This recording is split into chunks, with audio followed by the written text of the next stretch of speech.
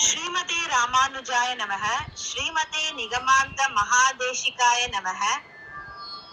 आपद् उद्धारः श्रीरामस्तोत्रम्।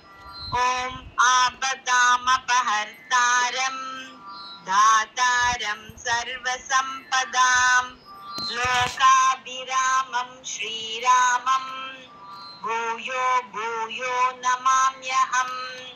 ॐ आपदामपहर्तारं धातारं सर्वसम्पदां लोकाभिरामं श्रीरामं भूयो भूयो नमाम्यहम्।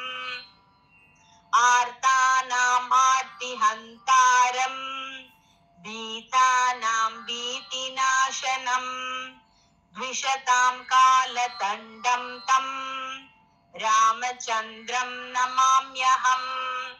नमः कोदण्डहस्ताय सन्धिकृतशराय च खण्डिताखिलदैत्याय रामायापन्निवारिणे रामाय रामभद्राय रामचन्द्राय वेदसे रघुनाथाय नाथाय सीतायाः पतये नमः।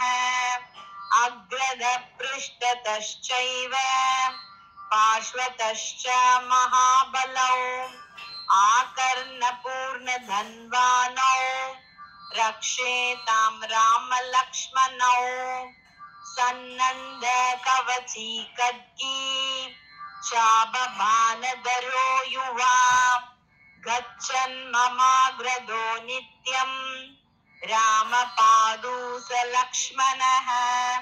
अच्युतानन्द गोविन्द नामोच्चारणभेषजात् नश्यन्ति सहलारोगाः सत्यं सत्यं वदाम्यहम्।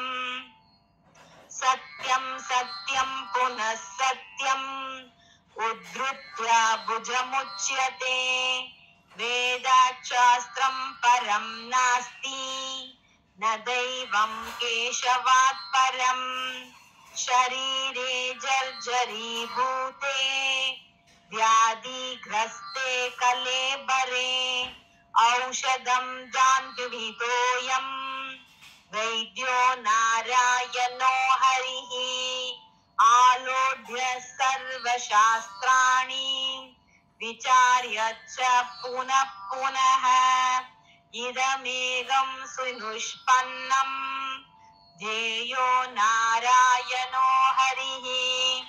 कायेन वाचा मनसेन्द्रियैर्वा बुद्ध्यात्मना वा प्रकृते स्वभावात् करोमि यद्यत् सकलं परस्मै नारायणायेति समर्पयामि। यदक्षरपदभ्रष्टं मात्राहीनं तु यत् भवेत् तत्सर्वं क्षम्यतां देव नारायण नमोऽस्तुते। विसर्गबिन्दुमात्राणि पदपादाक्षराणि च न्यूनानि चातिरिक्तानि क्षमस्व पुरुषोत्तम। इति आपद् उद्धारक श्रीरामस्तोत्रम्।